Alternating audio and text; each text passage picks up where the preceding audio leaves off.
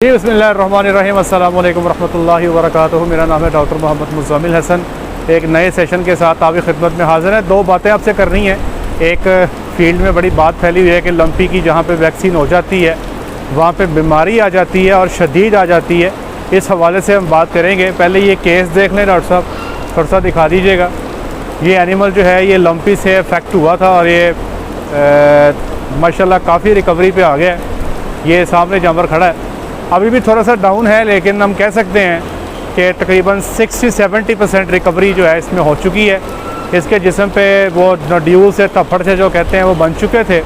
इसकी ट्रीटमेंट भी बता देते हैं डॉक्टर साहब ने क्या की है और ये बेसिक माजरा क्या है, ये ऐसे क्यों होता है। मैंने जी आपको पहले ये बता दूं कि कितने फार्म्स पे वैक्सीन करवाई है और वो वैक्सीन कौन कौन सी करवाई है।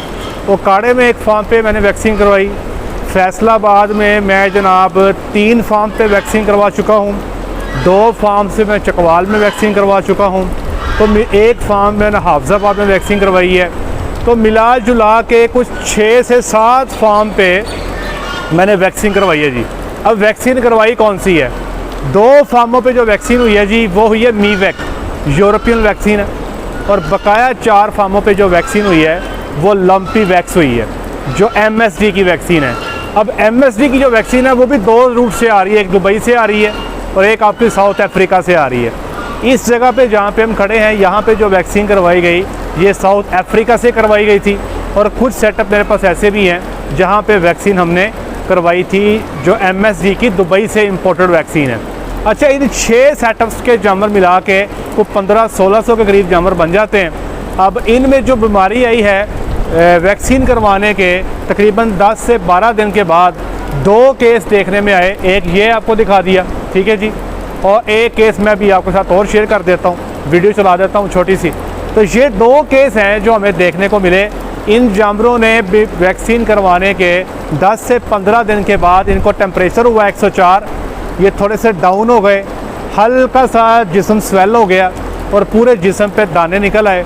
अब इन दोनों केसेस को हम जो है ना जी जो ट्रीटमेंट दी गई वो भी आपसे शेयर कर देते हैं। और ये माजरा क्या है, देखिए, अगर तो वैक्सीन का रिएक्शन आना है आपको तो वो आपको विदिन 24 आवर आ जाना चाहिए। मतलब अभी आप सुबह वैक्सीन करते हो, शाम को या अगली सुबह को आपको पता लगता है यार कि 100 जानवरों में से 2 जानवरों के दाने निकल आए, तो ये वैक्सीन का रिएक्शन है। लेकिन अगर आप वैक्सीन करवाते हैं, वैक्सीन करवाने के एक ख़ास अरसे के बाद 10 दिन के बाद 8 दिन के बाद अगर बीमारी आ जाती है तो इसका मतलब ये है कि ये वैक्सीन का रिएक्शन नहीं है। अब वो लोग जो गूगल पे पढ़ना जानते हैं, आप वायरस का इंक्यूबेशन पीरियड पढ़ें। इंक्यूबेशन पीरियड क्या होता है? इंक्यूबेशन पीरियड ये होता है कि वायरस पहले जानवर के जिस्म में दाखिल होता है, वो जानवर के जिस्म के अंदर अपने आप को मजबूत करता है। मैं आसान अल्फाज में समझाने की कोशिश करूँगा।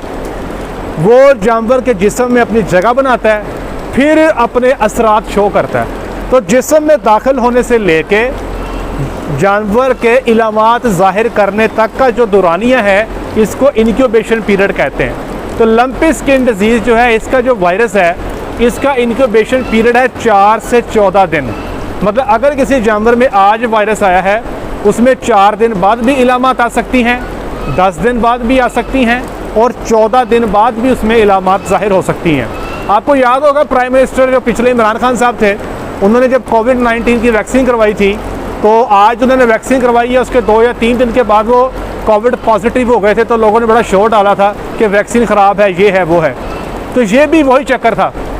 याद रखें, आपने मिसाल के तौर पर एक जानवर की वैक्सीन की, उस जानवर के जिस्म में वायरस मौजूद था। मिसाल के तौर पर 6 दिन हो गए जानवर के जिस्म में वायरस दाखिल हुए को, और आप 7वें दिन वैक्सीन कर देते हैं, तो ठीक 6-7 दिन बाद वो वायरस अपनी इलामात ज़ाहिर करेगा, क्योंकि उस वक्त वैक्सीन का मुकम्मल असर जिस्म में नहीं होता। वैक्सीन को अपना असर दिखाने के लिए 2 से 3 हफ्ते का टाइम चाहिए।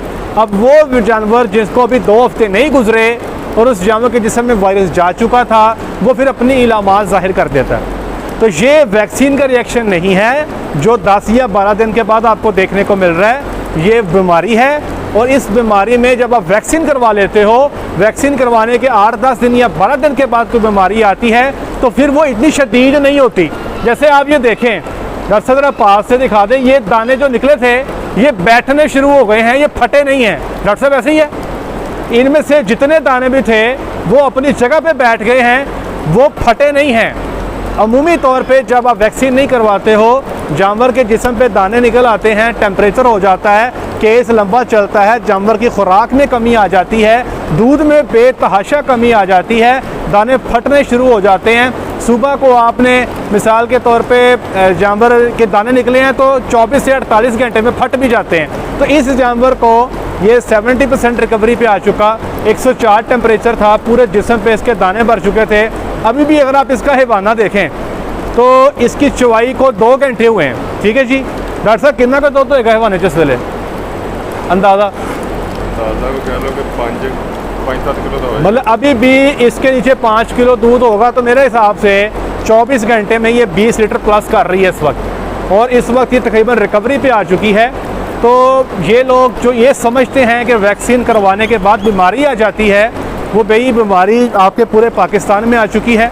जब आप वैक्सीन करवा लेते हो और अगर आपके जानवरों के जिस्म में वायरस नहीं है और वैक्सीन करवाए को 3 हफ्ते हो चुके, तो फिर समझे कि इंशाल्लाह आपके जानवरों में अब बीमारी नहीं आएगी। लेकिन अगर आप 3 हफ्ते हो चुके आपको वैक्सीन करवाए को, अब अगर आपके जानवरों में बीमारी आ रही है तो इसको हम कहते हैं वैक्सीनेशन फेलियर। वैक्सीनेशन ने अपना काम नहीं किया। अब वैक्सीनेशन जो काम नहीं करती उसकी कई सारी वजूहात हैं।